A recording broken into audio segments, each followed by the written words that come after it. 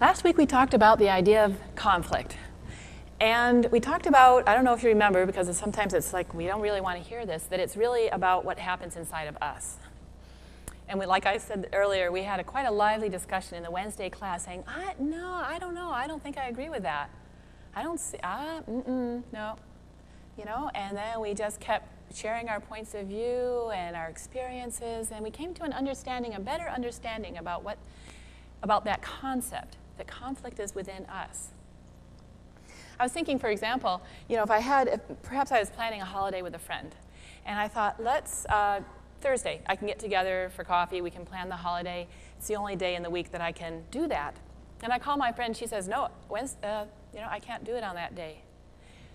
So there's no conflict right at that point. All it is information, just facts, just pieces of information. But then, what I do with that information, then I think, well, now how's that going to work? And I don't want to wait till next week. Or why can't she change her schedule? Or there's not going to be enough time to plan our holidays if we don't meet this week. See, now we've got a conflict. Now we've got the tension. Now we've got the resistance. And where is it going on? Not the situation, not her, although she may be doing something too. It's all in me. I gave it all that meaning. I gave it all that value. I decided it was a problem. And so what did I forget? What did I forget? I forgot about that oneness. I forgot to go to the I, get out of the storm, go back to the I.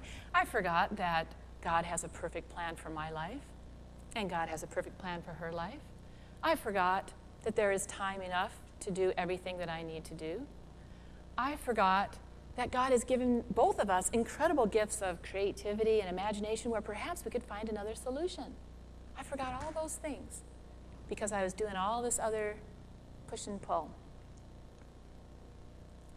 So if I'm feeling conflict inside myself, that's when I know I'm feeling separate from God. Because if I'm feeling at one with God, I don't get all that other stuff. I get the truth about my being.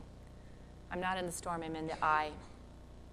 Gary tells us that there's what he calls from his book, The Eye of the Storm, there's 4 winds of conflict. And we're going to talk about those 4 points just briefly today. The first one is separation.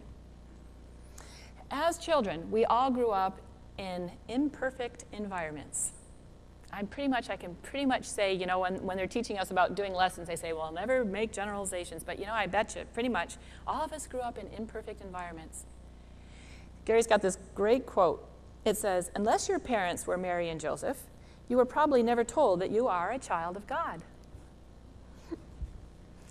So that's our perfection. That's our wholeness. That's what we want to remember. We're a child of God. But we're raised and we're in an environment that's created by human beings. And sometimes we don't have that experience. Somebody says something to us, somebody does something, and we don't feel safe. We don't feel valued. We don't feel worthy. We don't feel whole. We forget that we are a child of God. And so what we do is we start separating ourselves from our emotions, from our feelings, from people, from experiences. We build little barriers, little protections around us so that we can still feel safe, even when it doesn't look that great around us. We learn how to block things out, or we ignore different situations. We start rearranging our lives so that we don't run into those situations or those kinds of people or those happenings that remind us of our separation, because it doesn't feel good to feel separate from God or separate from ourselves. The other thing that can happen when we get into this feeling of separation is that we lose the ability to take responsibility for our part in our lives. We tend to, you can separate ourselves so much that we think that when something happens, it has nothing to do with me. It's all them. Then we get into the blame thing and the judgment thing, and, if they had only done this or if they had said that, or, then everything would be okay. We start distancing ourselves and we feel that separation, and next thing you know, we're not really connected to life anymore. And we're not feeling very connected to ourselves, and we're not feeling connected to God. So this sense of separation can create a sense of safety. You put up enough barricades and blockades and you feel okay. But it also keeps us from experiencing life from the center, from having a God-centered life, a spirit-filled life. That like in our affirmation cards, that we're authentic beings, we know who we are, and we act consciously from that place. We can't do that if we're feeling separation. The second wind of conflict is misperception. And I talked about that a couple weeks ago, how we see a situation, we have a conversation with a person, we do not know the whole story. It is impossible for us to know everything about a person and why they said that. It is impossible for us to know everything about a situation and why it happened that way. God really knows. It's impossible as human beings to know. So what we do is we see those gaps, those little missing pieces of data, facts, and we fill it in from ourselves. Where else have we got to draw on? We draw on our past experiences, our beliefs, our attitudes, our feelings, how we feel about ourselves at the time, and we plug in all those gaps with us. And then we think we know what happened. I don't know if you've ever, I've used to say this, and I just catch myself now when I do it. I think, oh, that's what that was about. Well, you know what? It's our best understanding about what that was about at this time. But have you ever thought that and then 5 years later go, oh, no, now I see actually it was about this. And then, you go through some more time, have more experiences, grow more spiritually, and think, oh, it wasn't about that. It was about, it's so complex. We don't know what it is about. We can look at a situation. You can open the newspaper, look at any of those stories, any of those people, any of those news items. And for me anyway, when I think, oh, I know what that's about, it's like a red light saying, Vicki, you don't know the whole picture. God knows. So we need to be aware that we don't know. That's all. Don't feel bad about it. It's impossible. But we just need to know that we don't know the whole picture. And then when we decide something and give it meaning and think that we know what's going on, then that creates some conflict. That creates some tugging back and forth because, then we find out, well, one part of that picture wasn't really correct. And so then we're back and forth again. We misread people and situations. What happens when we are willing to look at things differently, i.e. knowing that we don't know it all, then we are open to possibilities. Then we are open to seeing a solution, or some creativity can flow, or some imagination can come in. We can draw on all those things that God is and use those to fill in the gaps and shift the situation instead of saying, oh no, I know what that was about. You feel that rigidity there. Another wind of conflict is competition. Competition is very subtle, can be a very, very subtle thing. But it's based on a couple things. One is that I need to take what's mine because nobody's going to give it to me. There's only so much, and if I'm not taking mine, then they're going to take it from me. Then we get that sense of competition. Or it can come from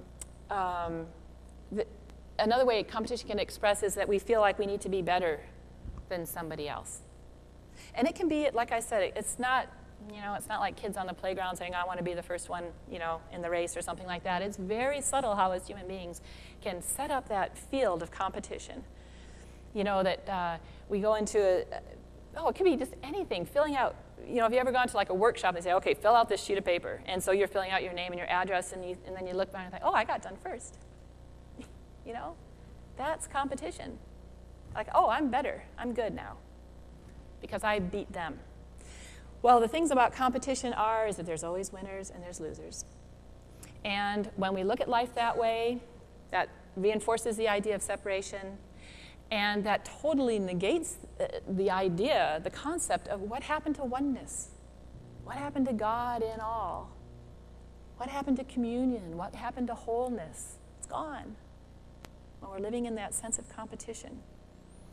When we look outside of ourselves to have our needs met, we're going to run into other people who are looking outside of themselves to have their needs met. And then we're going to come to a place where we're going to butt heads.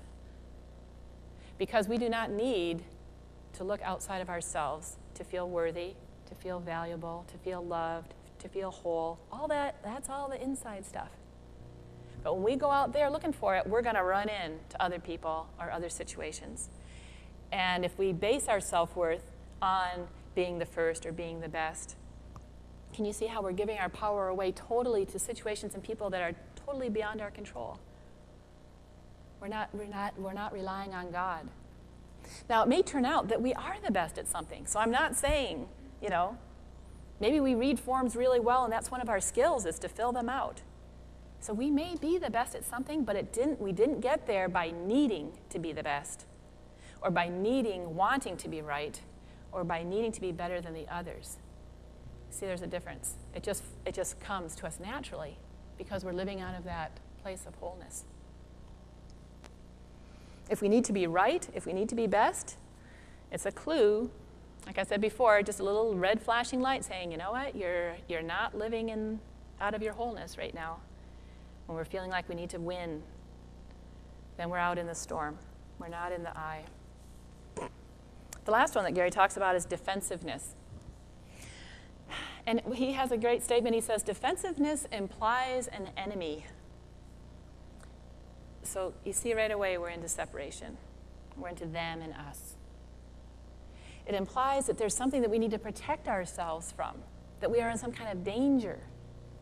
Defensiveness. Now, I'm not talking about physical danger. I mean, probably few of us in our lifetimes will actually be in a situation where our lives are in danger. I'm not talking about that kind of defensiveness. But you know what? We act just like that in situations that are not really life-threatening. But there's somehow, our selves, our inner selves are being, we're letting, let's see, I can explain this. The inner part of us is feeling, if our inner part of us is feeling threatened, then we know that we are not really centered. Because when we're centered, we're one with God. We are one in spirit. There is no one against us. Remember, we had that saying in the first week.